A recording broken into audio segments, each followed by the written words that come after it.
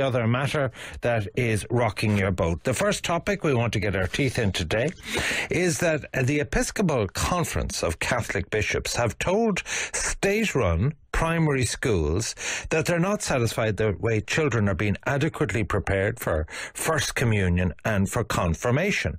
As you're aware, in Catholic schools, this type of religious education and preparation for these sacred rites and rituals is done in the classroom environment. Well, apparently the bishops have written to the authority and they're not satisfied. Well, to discuss the issue, it's a great pleasure to welcome the Human Rights Officer with Atheist Ireland. Joining me, Jane Donnelly in studio, and on the telephone line, our friend, Fr Iggy O'Donovan. If I could start with you, Fr Iggy. First of all, just tell us, in Catholic primary schools, what would be the normal level of preparation, say, for First Communion in class and for confirmation? Well, by understanding, Ivan, and hello, Jane, you said, I think you're... Yes. Hello. Yeah, hello. Hello. I understand that generally about a half hour a day is given to religious instruction. And those kids who are going for the sacraments of communion and confirmation, obviously in the run-up to the sacrament, the celebration of the sacrament, they will probably get a bit more time and go to the church for practices and practice their first confession and so forth.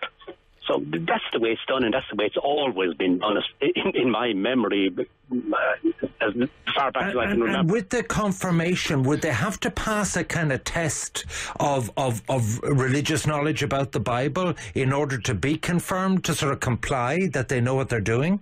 Yeah, in the past it was a horrendous experience, because I believe the bishop examined kids in the church, picked them at random on the day, and actually I've heard stories of where a child was actually asked to leave, but they wouldn't be confirmed in the presence of the whole community, presumably because of their, I don't know, their paganism or whatever. But it was horrendous. But that doesn't happen now. But at the same time, yes, there is some type of little basic test or whatever of the basics. But the bottom line is there isn't any test. If you're a kid in school and you want confirmation, you get it. Finish.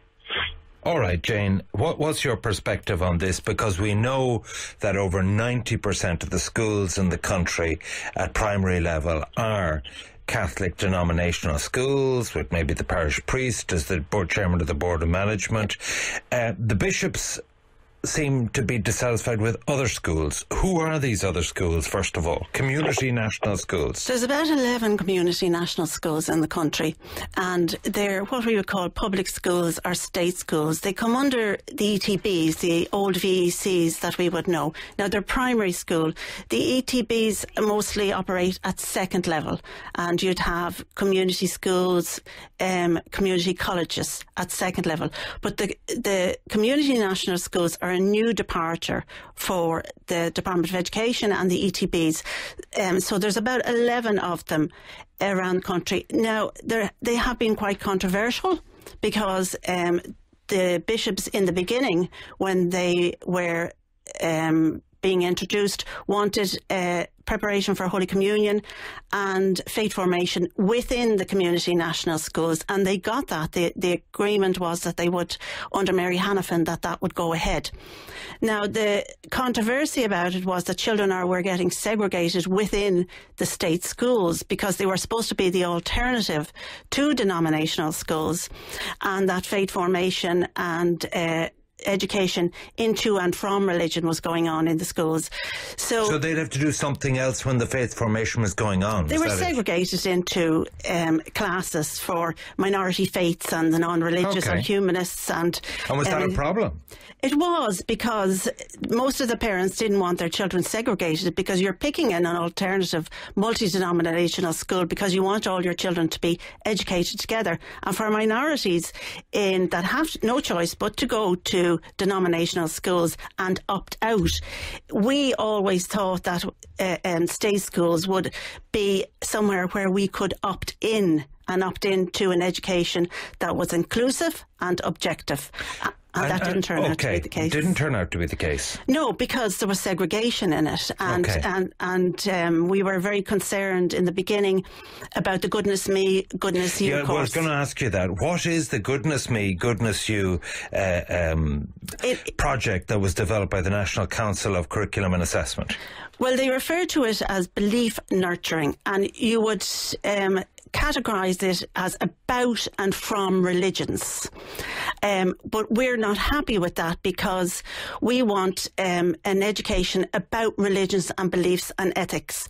And we want the course that the Forum recommended and the National Council for Curriculum and Assessment had put together, but the Catholic Church scuppered that because they said it didn't fit in with their educational philosophy. So it would have been an objective course that all faiths and none could have opted into. Now, we're concerned about the goodness me, goodness you course, because we cannot find out any information about it, because the ETBs are very secretive about it. They have a media protocol in place in the community national schools, and the teachers and the principal are not allowed to speak to journalists, and anything that is asked by the media of the community national schools comes from the ETBI, which is the umbrella body of the ETBs. Now, we have had a case at the Information Commissioner, and the Information Commissioner has found that the ETBI is a private body. So groups like Atheist Ireland and any other groups cannot get information from the ETBI about the meetings that they're having with the Catholic Church. Because it's not public. Because it's not public. All right, Father Iggy, the bishops apparently, there are these 12 community national schools, there's 4,000 students. The bishops wrote to the umbrella body that Jane described, the ETBs, when they announced last September they'd be no longer providing any sacramental preparation classes for Catholic students during the school day. What was the point of the bishops there? Because, I mean, there's nothing stopping the church setting up their own education. Absolutely, Ivan, and you have just hit the nail on the head with your final remark. Because I have no difficulty whatever. I think that the schools may provide classes in really all schools, of whatever, private, public, otherwise, classes in religion and so forth, philosophy and whatnot. No problem there. But sacramental preparation for the sacraments was a very, very specific area that take place outside, in whatever type of school, of normal teaching hours. And so what the bishops are on about here, that they weren't happy, I don't know, because I think the easiest road for them would be simply that the believing community, the worshipping community, be it parish, families, the children, that they prepare for whatever sacraments they want in their own way, and that religion, in a broad sense, will be taught in the schools, because religion is a major part of our human life and all over the world. It's everywhere. And now that we have a pluriform society, all the more important that we appreciate other faiths. The Muslims are among us now in a big way, in a way that they weren't. But I do believe that while in theory 90% plus of the kids get communion and confirmation through the schools, one wonders what type of elephant is in the room, or what type of catechesis is taking place. Because really, and I think the bishops know this themselves, it needs to be done by the believing community themselves, such as the Sunday schools in America. It happens in Great Britain. In fact, even here in Ireland, I was chaplain some years ago in Drogheda at a Gael school, and they were having their preparation for First Holy Communion.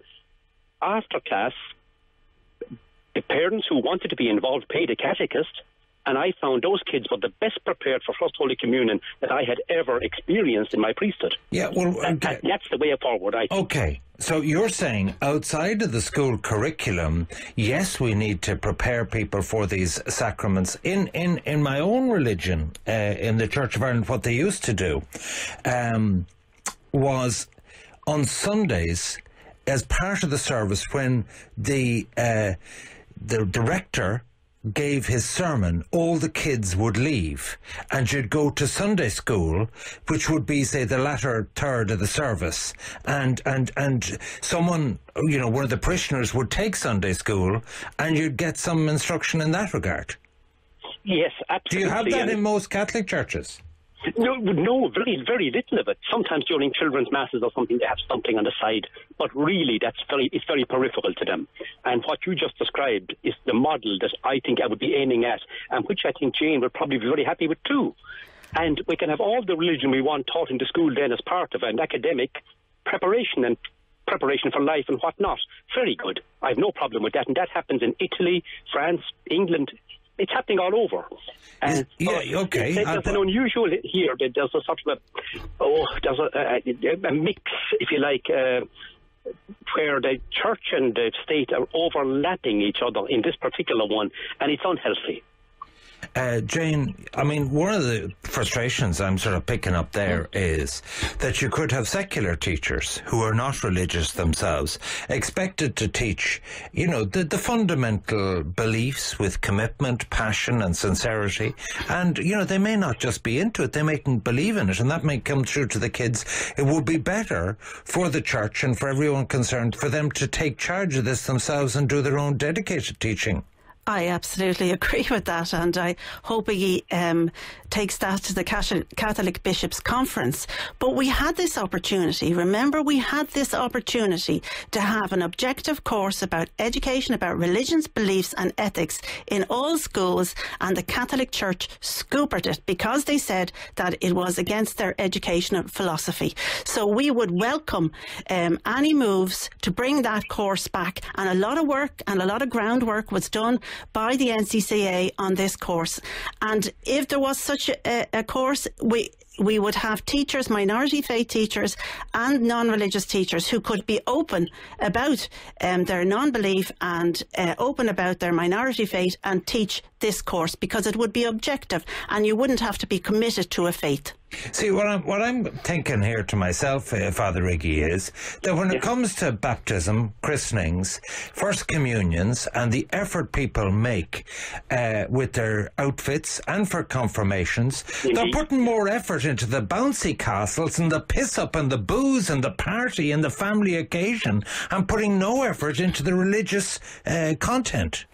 Absolutely, and I think our celebration of the sacraments nowadays, in this country at least, is probably in inverse proportion to our belief in them. Like, when we actually believed in them, we celebrated them very little. We simply went along and received them and believed what we did. But I notice now it's a sort of a major social event, and my God.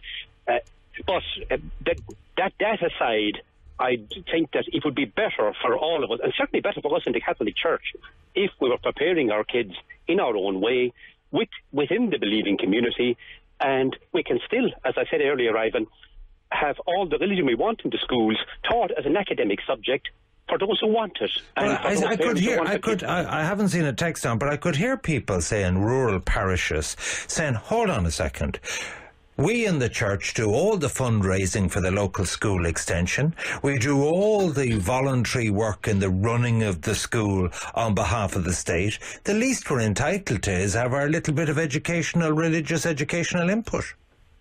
Yeah, but you can have your religious educational input, but I think we are talking, Ivan, though, about a smaller and narrower thing, and that is the specific preparation for the sacrament. Usually Holy Communion and Confirmation, they are the two that come up in the school. And, so you're saying learning who Jesus was, learning about the Bible is separate to the particular preparation for these rituals? Yeah, I think it has to be. It has to be. Because they are very specific to a group who are particularly committed to a particular belief, and at the very least you need a catechist or a teacher. Like one teacher did tell me, and I won't say where, but she pointed out to me a photograph in the local paper she pictured with the local bishop at a confirmation, and she said, Jesus Christ means less to me than Santa Claus. She had just prepared the kids for confirmation. But yes, Jen, final word to you, yeah. There is preparation for Holy Communion and Confirmation, but there is also faith formation classes outside those years, and they take place within schools as well. So there is faith formation outside the preparation of Holy Communion, and we would want that outside school hours. and an education about religions, beliefs and ethics. All right, let me know your views. 53106. Do you think that religious education should be dealt with entirely outside of the curriculum and education, or do you think the preparation for First Communion and confirmation should be taken outside the schools? And what do you think Catholic schools should do about that to accommodate everyone? My thanks to Fr Iggy O'Donovan and to Jane Donnelly, Human Rights Officer for Atheist Ireland. Lots more to come. We'll be crossing to London in relation to